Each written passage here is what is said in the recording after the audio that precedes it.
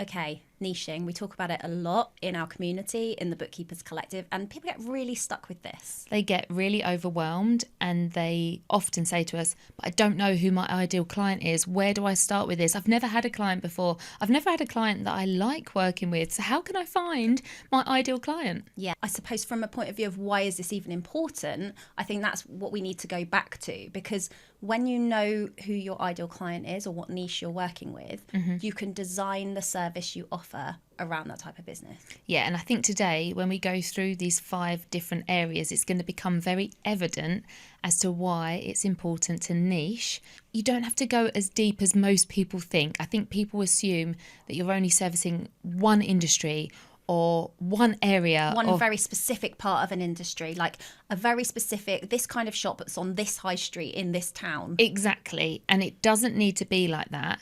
It needs to be a certain type of business with potentially certain type of values and like mindset. There are so many ways that you can niche.